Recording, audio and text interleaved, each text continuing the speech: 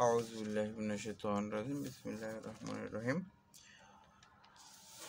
শুরু করতে যাচ্ছি আমাদের সলভ ক্লাসের প্রথমে আমার কাছে যে অঙ্কগুলো দেওয়া হয়েছে এই অঙ্কগুলোকে আমরা সলভ করে দেখাবো। এখানে অনেকগুলো অঙ্কই আছে। প্রথম সেশনে আমরা আধা ঘন্টার একটা ক্লাস নেব।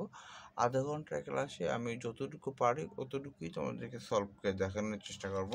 পরবর্তী পার্টে এবার পরবর্তীগুলো দেখানো হবে। 1 নম্বর অঙ্ক, দুইটি সংখ্যার গসাগু, বিয়োগফল ও লসাগু যথাক্রমে 12, 60 এবং 2448। সংখ্যা দুটি কত? এখানে আমার কিছু অপশন দেওয়া আছে: 104, 144, 144, 208, 112, তারপর 148, 144 এবং 204। এই অঙ্কটা 17তম বিসিএস পরীক্ষা আসছে। তো এই অঙ্কটার ভিতরে প্রথম দেখো গসাগু আছে কত? গসাগু আছে 12, বিয়োগফল আছে 60, লসাগু আছে কত? 2448। তাহলে আমাদের সবথেকে সহজ যে কাজটা হয় ওইটি হলো গিয়ে আগে আমাদের বিয়োগ ফলটা বের করা, কারণ বিয়োগ করাটা অত্যধিক সহজ। লসাগু এবং গসাগুর থেকে বিয়োগ করাটা কি অত্যধিক সহজ। দেন আমি ফার্স্ট একটা কাজ করব, সেটা হলো গিয়ে অপশন দিয়ে এটাকে খুব দ্রুত আকারে বের করার চেষ্টা করব, কারণ আমাদের হাতে পরীক্ষার সময় অত সময়ও থাকে না। হ্যাঁ, যার জন্য আমরা খুব দ্রুত আকার বের করতে যাব। ক নম্বর অপশন আছে 108 আর 144। তাহলে 144 থেকে যদি আমি 108 বিয়োগ দিই তাহলে আমার কত আসে? 144 থেকে যদি আমি 108কে বিয়োগ দেওয়া হয় তাহলে আমার আসে 36। তারপরে পরেরটা দেখি, পরেরটা কত? 148 থেকে যদি 112 বিয়োগ দেওয়া হয় তখন আমার আসে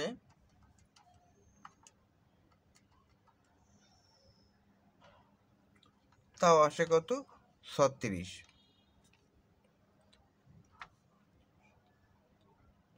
কিন্তু আমার বলছে কত? বিয়োগফল কত? 60। বিয়োগফল কত লাগবে? 60 লাগবে। তারপরটা আমি দেখি, 208 থেকে যদি বিয়োগ দেওয়া হয় 144 তাহলে থাকে আমার 64। গ নাম্বারে যদি গ নাম্বারটা আমি দেখি, 208 থেকে যদি 144 বিয়োগ দেওয়া হয় তাহলে আমার থাকে কত? 64। এবং আমি গ নাম্বারের অপশনটা দেখি, 204 থেকে যদি আমার বিয়োগ দেওয়া হয় 144 তাহলে কত আসে? 60। দেখো 204 থেকে যদি আমি 144 বিয়োগ দেই তাহলে আমার আসে কত? 60। আর এখানে দেখো অপশনে বলে দিছে বিয়োগফল কত? 60। বিয়োগফল কত? 60। তার মানে আমি একটা কুলু দিয়েই একটাই পেলাম, বিয়োগফল কত? 60। দেন আমার অ্যান্সার কোনটা? গ হয়। দেন আমার অ্যান্সার কোনটা? গ হয়। খুব সংক্ষিপ্ত পদ্ধতিতে দেখতে হবে। দেন আমাদের অ্যান্সার কোনটা? গ হয়। 2 নাম্বারটা দেখো, একজন দোকানদার 7.5% ক্ষতিতে একটি দ্রব্য বিক্রয় করলে, কত পার্সেন্ট? 7.5% ক্ষতিতে যদি একটা দ্রব্য বিক্রয় করে যদি দ্রব্যটির ক্রয় মূল্য 10% কম হতো, যদি কম হতো এবং বিক্রয় মূল্য যদি 31 টাকা বেশি হতো, যদি কম হতো এবং বিক্রয় মূল্য কত টাকা বেশি হতো? 31 টাকা বেশি হতো, তাহলে 20% লাভ হতো। তাহলে কত হতো? 20% লাভ হতো। দ্রব্যটির ক্রয় মূল্য কত? এই অঙ্কটা ওরকম কোনো শর্টকাট নিয়ম আমার জানা নাই, তবে আমি অঙ্কটা একটু করে দেখি। দেখো 7.5% ক্ষতিতে, অর্থাৎ 100 টাকায় ক্ষতি হয় কয় টাকা? 7.5 টাকা, তাই না? তাহলে আমরা ফার্স্টলি খরচাগুলো এইভাবে করব, আমি এখানে করে দেখাচ্ছি। এই যে 100 টাকায়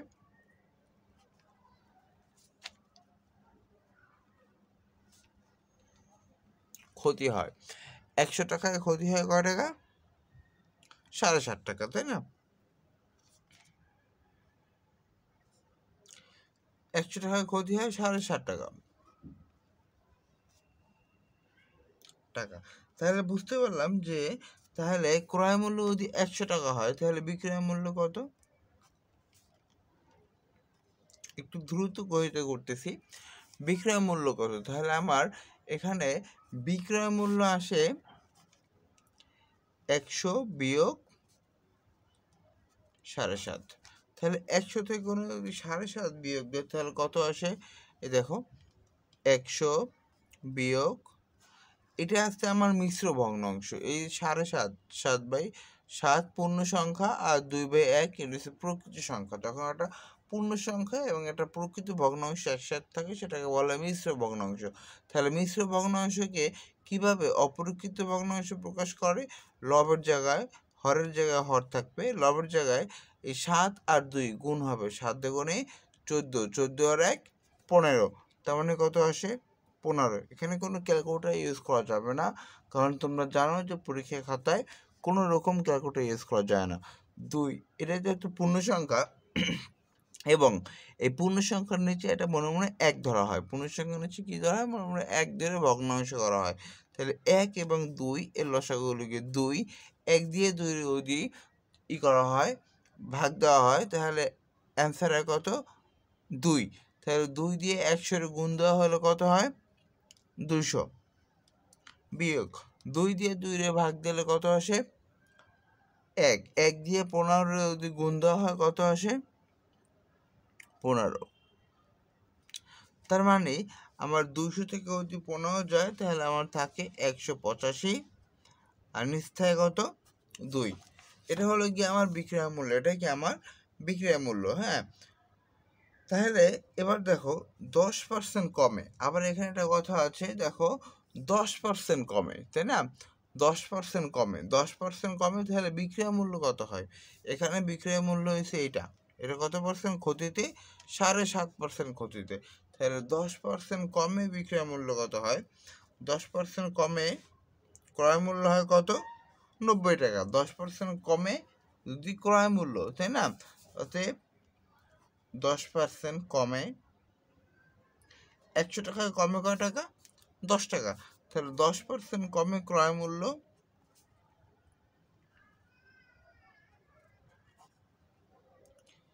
100 বিয়োগ 10 সমান সমান 90 টাকা।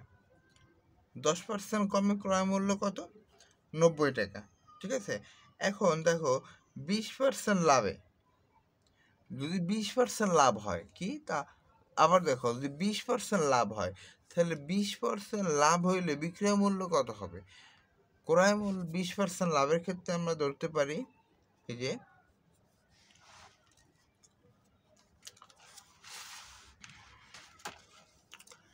20% লাভে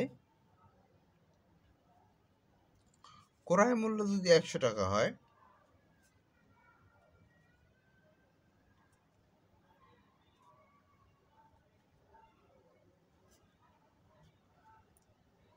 ক্রয় মূল্য যদি 100 টাকা হয় তাহলে বিক্রয় মূল্য হবে কত?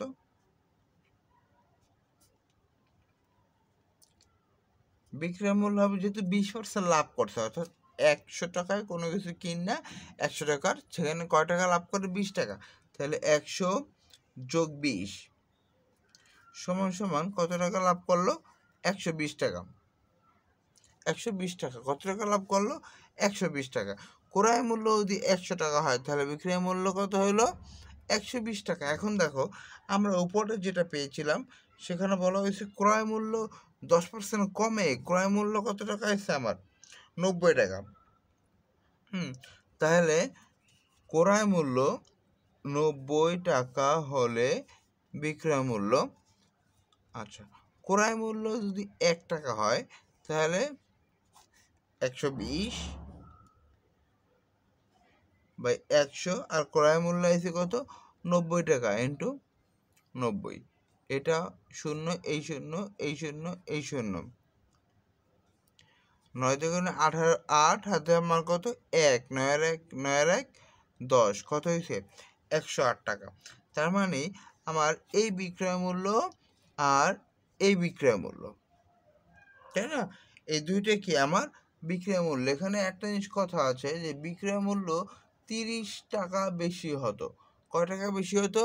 30 টাকা। বিক্রয় মূল্য কত টাকা বেশি হতো? দেখো 30 টাকা বেশি হতো, তাই না? একটা বিক্রয় মূল্য, একটা বিক্রয় মূল্য। তাহলে বিক্রয় মূল্য আমার এখন বর্তমানে কত টাকা বেশি হয় সেটা একটু দেখি।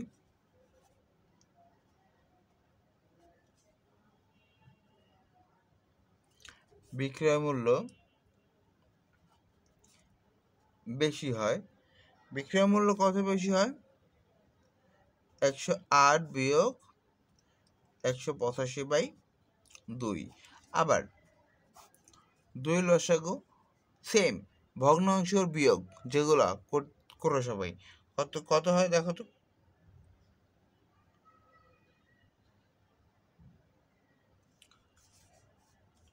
আর দেখুন 16, 16 6 হাতে আমার 1, 2 একে 2, 216 টাকা থেকে 185 টাকা বিয়োগ করো।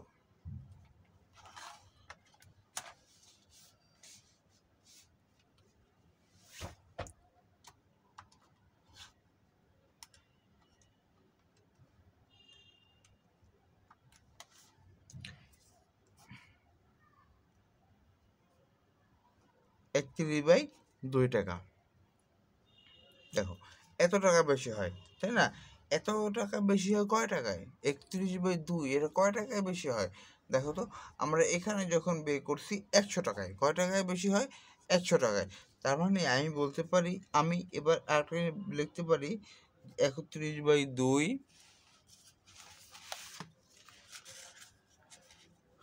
31/2 টাকা বেশি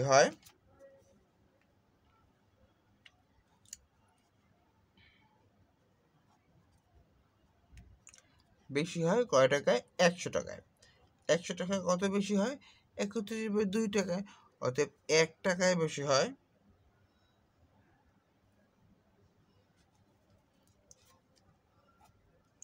1 টাকা বেশি হলে কি হয়? ভাগ হয়। তা ভাগ হলে কি হবে? এটা উল্টাই যাবে, 2/31। কিন্তু আমার তোমার প্রশ্নে একটা কথা বলা আছে যে আমার কয় টাকা বেশি হইতে হবে? 31 টাকা। কয় টাকা বেশি হইতে হবে? 31 টাকা। তাহলে 31 টাকা বেশি হয় 100 × 2 × 31, আর নিচে কত? 31। এই 31 কাটা, তারপর 2 দিয়ে যদি 100 গুণ দিই কত হয়? 200। তাহলে আমার অ্যান্সার হবে যে এই খ নাম্বার 200। অ্যান্সার হবে কত নাম্বার? খ নাম্বার 200। এবার গ নাম্বারটা দেখি একটু।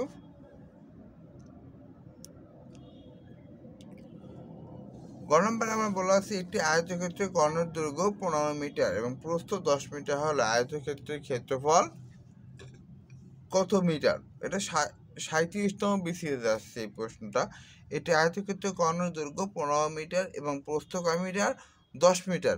আয়তক্ষেত্রের ক্ষেত্রফলটা কত?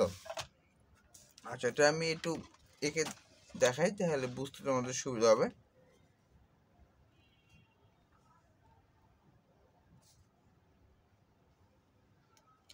এই হলো গিয়ে একটা আয়তক্ষেত্র। এটা কি একটা আয়তক্ষেত্র?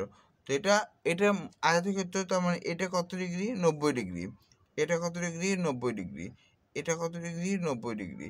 এটা কত ডিগ্রি? 90 ডিগ্রি। অর্থাৎ 4টা কোণই কিন্তু এর 90 ডিগ্রি। এখন বলা আছে এর কর্ণের দৈর্ঘ্য 15 মিটার।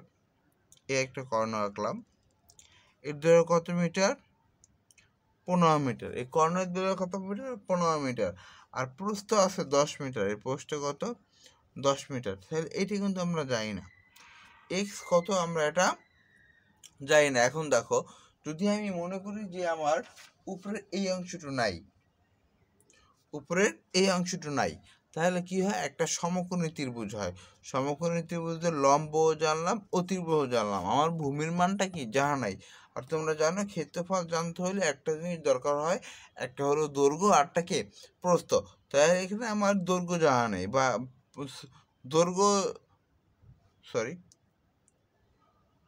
দৈর্ঘ্য জানা নাই, কিন্তু প্রস্থ আমার জানা আছে 10 মিটার। তাহলে আমরা পিথাগোরাসের সূত্র অনুযায়ী অতির্ভুজ মানে কি? কর্ণ। তার মানে কি? কর্ণ স্কোয়ার সমান সমান 10 স্কোয়ার যোগ x স্কোয়ার। এটা আমরা পিথাগোরাসের সূত্র অনুসারে জানি। হ্যাঁ, যে অতিভুজ স্কোয়ার সমান সমান ভূমি স্কোয়ার প্লাস উচ্চতা স্কোয়ার বা উচ্চতা স্কোয়ার প্লাস ভূমি স্কোয়ার। তো 15 আমি যদি স্কোয়ার করি, 15 আমি যদি স্কোয়ার করি তাহলে আমার কত আসে? 15 স্কোয়ার করলে আসে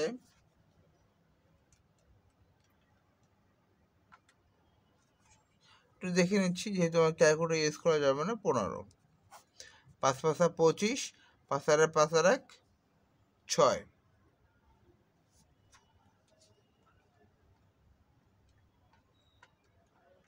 হ্যাঁ,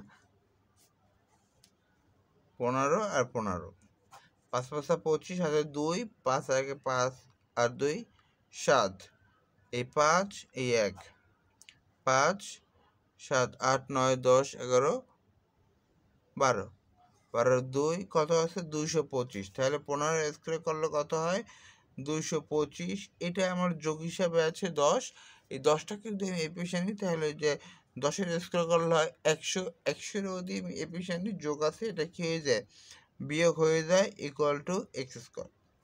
তাহলে আমি লিখতে পারি এক্স স্কোয়ার ইকুয়াল টু, এই দুইটাকে বিয়োগ দিলে কত হয়? 125। কত হয়? 125। এখন এক্স এর মান আমার দরকার। কিসের মান দরকার? এক্স এর মান দরকার, এক্স এর মান। তাহলে এক্স সমান সমান 125টা আমি রুট করব, 125টা আমি রুট করব। তাহলে আমি 125টা কীভাবে রুট করতে পারি? রুট 25 ইন্টু 5, 5 25 কত? 125, 5 25 কত? 125। তাহলে এই 5-এর 25টা আমি লিখতে পারি 5 স্কোয়ার গুণ 5। তাহলে এই স্কোয়ার এবং রুটে যেহেতু দুইটা রূপই আছে, তাহলে কত হয়? 5 রুট 5। এটা হয়েছে কি আমার এক্স এর মান, এটা কি আমার এক্স এর মান। অতএব আমার এখানে একটা জিনিস চাইছে, সেটা হলো গিয়া আয়তক্ষেত্রের ক্ষেত্রফল। তাই ক্ষেত্রফল সমান সমান জানি দৈর্ঘ্য ইন্টু প্রস্থ সমান সমান ক্ষেত্রফল। তাহলে আমি দৈর্ঘ্য পাইলাম কত? 5 রুট 5, আর প্রস্থ পাইলাম কত? 10। তাহলে ক্ষেত্রফল হবে কত? 10 ইন্টু 5 রুট 5। আচ্ছা, এই 5 আর 10 গুণ দিলে কত হয়? 5 10-কে 50, 5 10-কে 50, 50 রুট 5। তাহলে আমার দেখো এখানে অপশনে ঘ নাম্বারটা আছে 50 রুট 5। এটাই হলো গিয়ে আমার সঠিক উত্তর।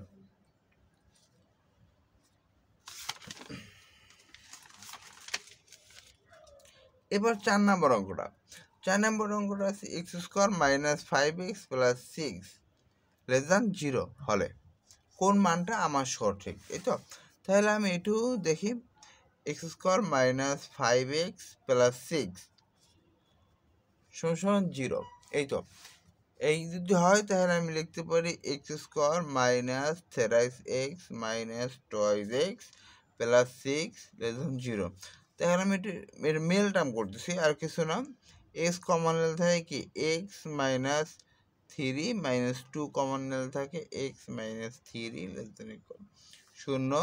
তাহলে এক্স মাইনাস 3 আর এক্স মাইনাস 2 0। তাহলে এক্স মাইনাস 3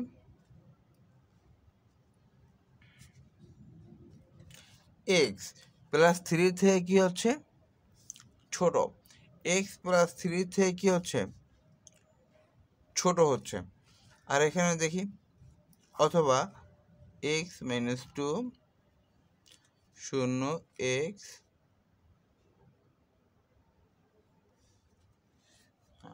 আর এক্স কি আছে?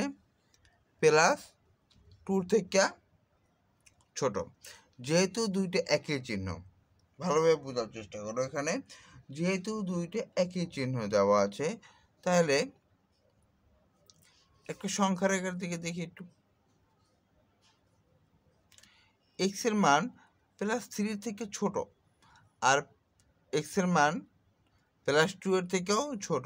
যেহেতু একই চিহ্ন দেওয়া আছে, তাহলে আমার এইখানে আসবে এইভাবে, এক্স 2 থেকে বড় আর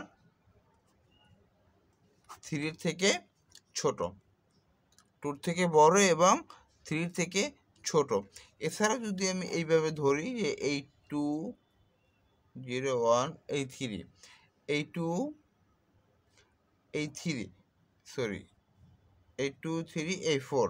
এখন দেখো যেহেতু এখানে একটা সমীকরণ অর্থাৎ মানটা বিচ্ছিন্ন হয়, যদি আমি এইটাকে না ধরে যদি এইভাবে ধরি তাহলে কীভাবে আসে দেখো, এই 2 থেকে ছোট মান ধরলে এদিকে চলে আসে যেটা, আর এই 3 থেকে ছোট মান ধরলে এদিকে চলে আসে। তাহলে দেখো এখানে শূন্য হয়ে যাচ্ছে, এটাও শূন্য হয়ে যাচ্ছে, এটাও শূন্য হয়, এটাও শূন্য হয়। সেহেতু কী করতে হবে, মান এই ক নাম্বারটা হলো গিয়ে অ্যান্সার। ক নাম্বারটা কি অ্যান্সার। এরপরে যেটা 5 নাম্বারটা দেখো কি আছে, লগ x 3/2 ইকুয়াল টু -1/2 হলে x এর মান নির্ণয় করো।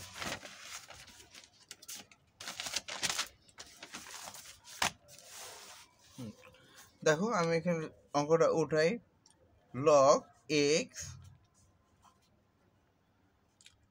3/2 ইকুয়াল টু -1/2।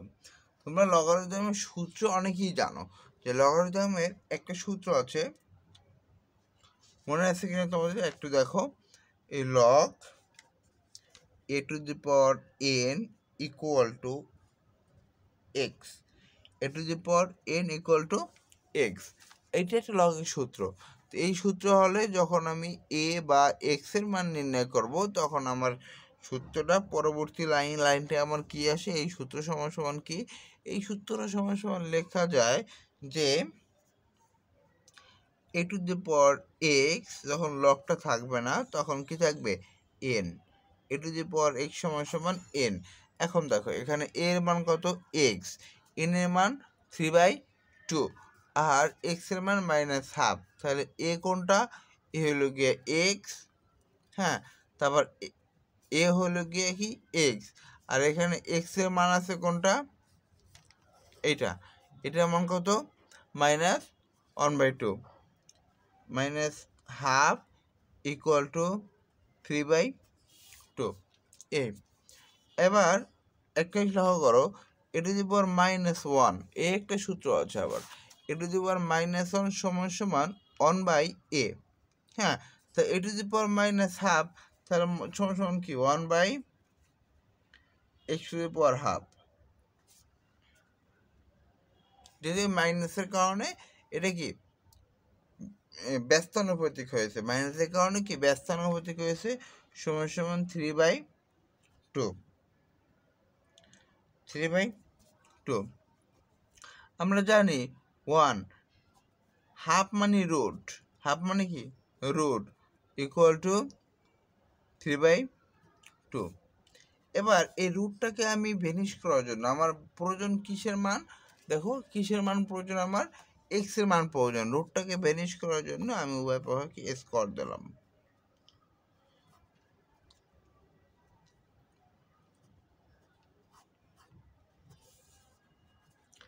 ওয়ানের স্কোয়ার দিলে 1ই হয়, আর রুটের উপর স্কোয়ার দিলে শুধু এক্স হয়, আর এখানে কত হয় 3 3 9, 2 2 4। এবার আমি আর গ্রহণ করব,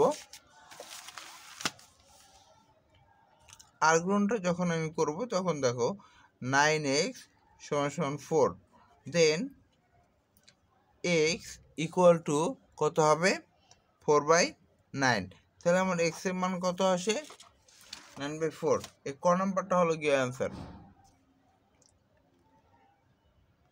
ক নাম্বারটা হলো কি অ্যান্সার।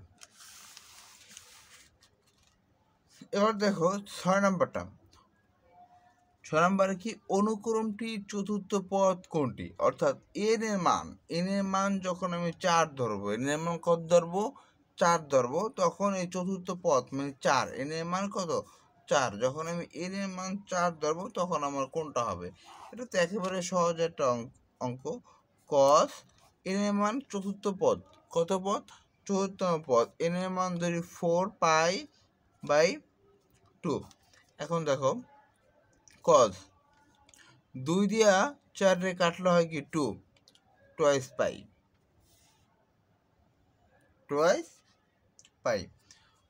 তাহলে টোয়াইস পাই, তাহলে আমি লিখতে পারি কস টোয়াইস পাই প্লাস 0, কস টোয়াইস পাই সমান সমান কি 0 প্লাস 0, তাহলে কি কস 0 ডিগ্রি, কস 0 ডিগ্রির মান আমরা জানি 1, কস 0 ডিগ্রির মান আমরা জানি 1। আর যদি এইভাবে না বুঝতে পারো তাহলে এই দেখো সহজ হিসাব, পাই, পাইয়ের একটা মান আছে কত 180, 180। অন্যভাবে যদি করছো পাইয়ের মান কত 180, হ্যাঁ, তাহলে 180 আর 2 পাই মানে কত 360, কত ডিগ্রি 360 ডিগ্রি। তাহলে কসকে এখান থেকে শুরু করো, এই 90, এই 90, এইখান থেকে এই 90, এই 100, কত 80, এই হলো গিয়া 270, এই হলো গিয়া 360, তার মানে এখানেই আছে। আর এখানে মান কত ডিগ্রি, এই হলো 0 ডিগ্রি, এই 90 ডিগ্রি, এই হলো গিয়া 180 ডিগ্রি, আর হলো গিয়া 260 ডিগ্রি, 270 ডিগ্রি। তাহলে আর এখানে 0 মানে কস 360-এর মান যা কস 0 ডিগ্রির মান সেম, আর তাহলে কি হলো 1, শেষ। এটা 1 খ নাম্বারটা শেষ হয়ে গেল। এবার 7 নাম্বারটা দেখো, 7 নাম্বারটা আমার যে অঙ্কটা আছে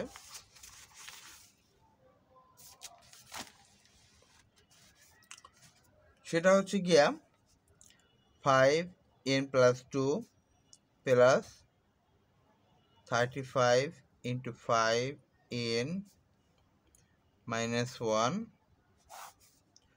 4 × 5n। তাহলে আমরা জানি যে কোনো কিছু যখন পাওয়ার বেজ যদি 1 থাকে তখন কি হয়, পাওয়ারগুলো কি হয়, হ্যাঁ যোগ হয়, গুণের ক্ষেত্রে যোগ হয়, সূচক লগারিদমে সূচকের ক্ষেত্রে গুণের ক্ষেত্রে কি হয় যোগ হয়। তাহলে আমরা এই সূচকগুলোকে ভেঙে ফেলি, কত আছে, যেহেতু যোগ আছে তাহলে 5n আর 5 স্কোয়ার যোগ 35 × 5n, এখানে যোগ 5 - 1, এখন এই শেষ। আর নিচে আসে কত 4 × 5n। এবার দেখো উভয় ক্ষেত্র থেকে এই 5nটা আমার কমন যাচ্ছে, এটা আর এটা কমন যাচ্ছে, তাহলে যেহেতু এই 5n দুটো কমন যাচ্ছে সেহেতু আমি এখানে 5nটা কমন নিয়ে নিই। 5n কমন নিলে আমার এখানে থাকে 5 স্কোয়ার মানে 5 5 25 যোগ এখানে থাকে 35।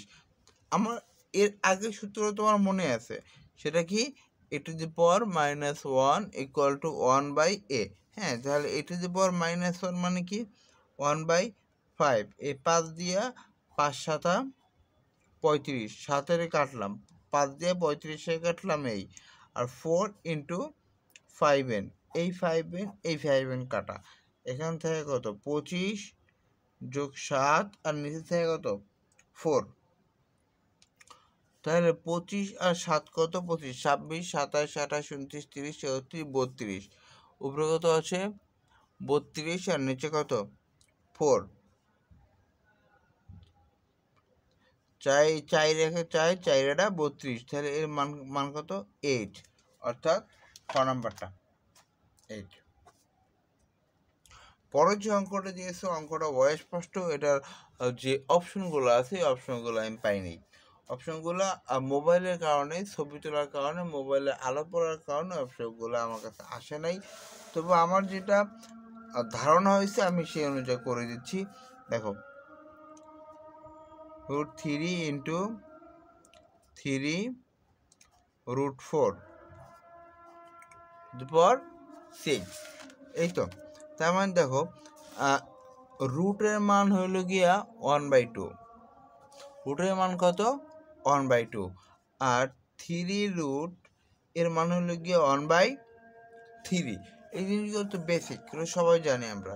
রুটের মানে হচ্ছে 1/2, 3 রুট মানে কি 1/3, তার মানে 3√3 অর্থাৎ 3/1/3 গুণ 4/1/3, আর উপরে কি আছে 6, উপরে কি আছে 6। তাহলে আসো আমরা এটা 3/6 দিয়ে যদি গুণ দিই, 6 আর 3 ইন্টু 3/6 এবং 3, তাহলে উপরের পাওয়ারগুলো একটু কাটে। 3 একে 3, 3 দিয়ে গুণে 6, 3 একে 3, 3 দিয়ে গুণে 6, উপরে থাকে কত 3 স্কোয়ার, আর নিচে থাকে কত 4 স্কোয়ার, উপরে থাকে কত 4 স্কোয়ার। এখন 3 3 9, যোগ না গুণ একটু দেখে নিচ্ছি, গুণ, হ্যাঁ গুণ 4 16, 9 এবং 16 গুণ করলে আমার আসে 144।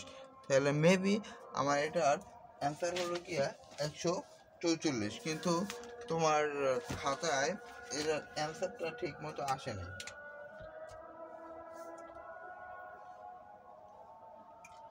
এটার অ্যান্সারটা ঠিক মতো আসে নাই তোমার ইসের জন্য,